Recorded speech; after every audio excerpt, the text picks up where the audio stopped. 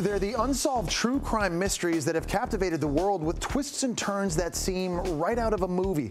And as the years go by, these suspicious cases leave us with more questions than answers.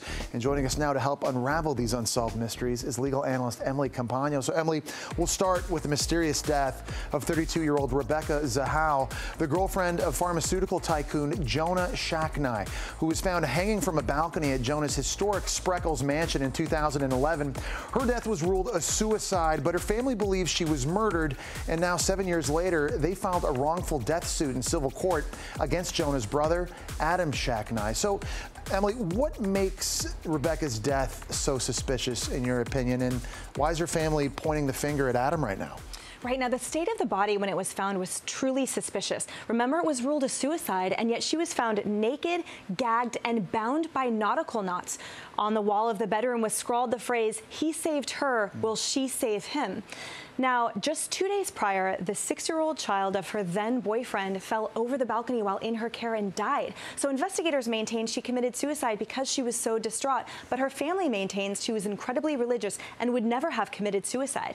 Now, the only person in the house at the time of her death was her boyfriend's brother, Adam, a captain.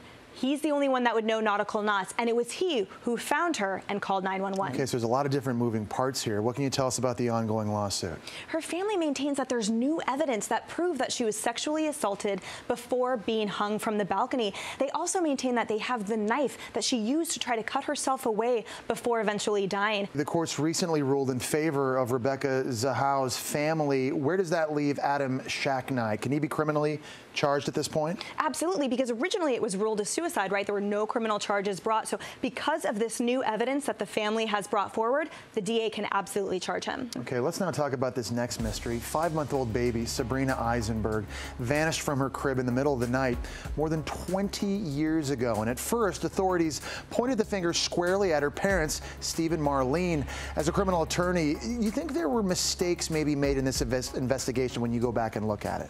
Absolutely. Now, at the time the child went missing, there was no forced entry and there was no ransom note. And people found it suspicious that the parents had kind of a cool demeanor.